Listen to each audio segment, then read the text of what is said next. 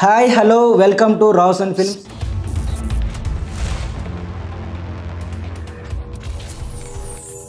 ఈరోజు రిలీజ్ అయిన విడుదల పార్ట్ 2 సినిమాకి సంబంధించిన రివ్యూ చేసుకుందాం. అసలు విడుదల పార్ట్ 1 నేను చూసినప్పుడు ఆ సినిమా అంతా కూడా కానిస్టేబుల్ సూర్య పాత్ర చుట్టూ మనకి ఉంటుంది.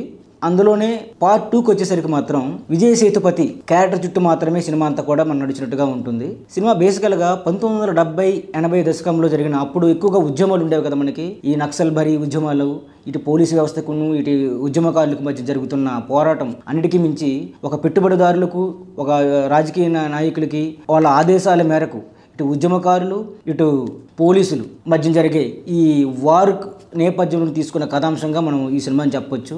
ఇలాంటి సినిమాలు మనకి చాలా వచ్చాయి. అయినప్పుడు కూడా వెట్రిమార్గన్ ఎక్స్ప్రెషన్ చాలా నేచురల్గాను చాలా వాస్తవికానికి దగ్గరగా ఉంటుంది.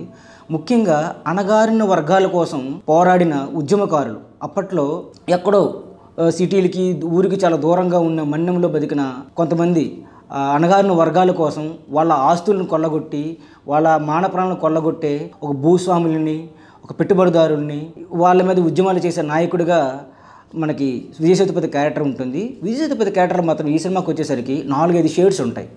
ముఖ్యంగా మాకు సాధారణ ఉపాధ్యాయుడిగా మొదలైన ఒక మాస్టర్గా మొదలైన అతని పాత్ర, తర్వాత ఉద్యమకారుడుగా, తర్వాత అతను షుగర్ ఫ్యాక్టరీలో పనిచేసే కార్మికుడిగా, ఆ తర్వాత కార్మిక నాయకుడిగా, ఆ తర్వాత ఉద్యమకారుడుగా, ఉద్యమ నాయకుడిగా ఎలా అతని పాత్ర ప్రయాణం ఎలా ఉంటుందనేది ఇన్వెస్టిగేషన్లో గౌతమ్ మేనన్ వారి ఇంటరాక్షన్తో మొదలవుతుంది అతని కథ.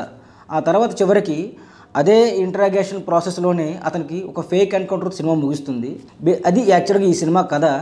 ముఖ్యంగా మనకు ఫస్ట్ పార్ట్లో చూపించినట్టు సినిమా ఓపెనింగే ఒక రైల్ బ్రిడ్జిని కూలగొట్టే సన్నివేశం సినిమా మొదలవుతుంది. అసలు ఆ రైల్ బ్రిడ్జిని కూలగొట్టింది అసలు ఉద్యమకారుల, నక్సలైట్ల లేక ఇటు పోలీసుల అనే ఒక దీంతో ఆ కుట్రని ఎలా ఛేదించడం అనేది ఈ సినిమాలు మెల్లగా రివీల్ చేసుకుంటూ వస్తాడు. బేసిక్ సెకండ్ పార్ట్కి వచ్చేసరికి ఉద్యమకారులు వాళ్ళని నెట్టేసే ఒక పోలీసులు మాత్రం చేసే ఒక రకమైన కంప్లీట్ ఫేక్ ప్రాపగండాగా ఈ సినిమాలో మనకు చెప్తారు. దాని వెనక అప్పుడు ఉద్యమకారుడుగా ఉన్న విజయ్ సేతుపతి ఆయన మానవ సంఘర్షణ కానీ ఆయన తాలూకు నేపథ్యం కానీ క్లియర్గా మనకు చెప్తారు. సో ఆ పాత్రతో మనం కాస్త కొన్ని సన్నివేశాలు చాలా రియలిస్టిక్గా ఉన్నప్పుడు కూడా ఈ కథనం ముఖ్యంగా ఈ స్క్రీన్ ప్లే విషయంలో ఎక్కడో కొంచెం ల్యాగింగ్, కొన్ని చోట్ల స్లోగా సాగడం వల్లనంటే, రేసీగా ఉండకపోవడం వల్లనంటే కథ గమనంలో ఎక్కడో మనం గాడి తప్పుడుగా ఉంటుంది. అన్నిటికీ మించి సినిమాగా కాకుండా ఒక డాక్యుమెంటరీ డ్రామాలా కనిపిస్తూ ఉంటుంది ఈ సినిమా. అందుకని ఆ సినిమా కొంచెం రేసీ ఫీలింగ్ మనకు ఉండదు, ఇంకొంచెం కనెక్టివ్గా ఉండకపోవడం కారణం అవుతుంది.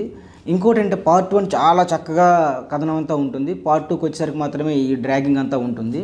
ముఖ్యంగా అన్ని సన్నివేశాల్లో కూడా ఇళయరాజా గారి సంగీతం, నేపథ్య సంగీతం మాత్రం కాసేపు మనల్ని అలా సినిమాలోకి ఇన్వాల్వ్ అయ్యేలా చేస్తుంది. విజయ్ సేతుపతి పాత్ర చుట్టూ ఉన్న సూర్య క్యారెక్టర్ కానీ, మంజు వారియర్ పాత్ర కానీ, కేకే నటించిన కన్నడ కిషోర్ గారి పాత్ర కానీ, రాజు మేనన్ ఒక చిన్న పాత్రలో మెరిసినప్పుడు కూడా అనురాగ్ కశ్యప్ పాత్ర కూడా చాలా ఇంపాక్ట్ఫుల్గా ఉంటుంది సినిమా.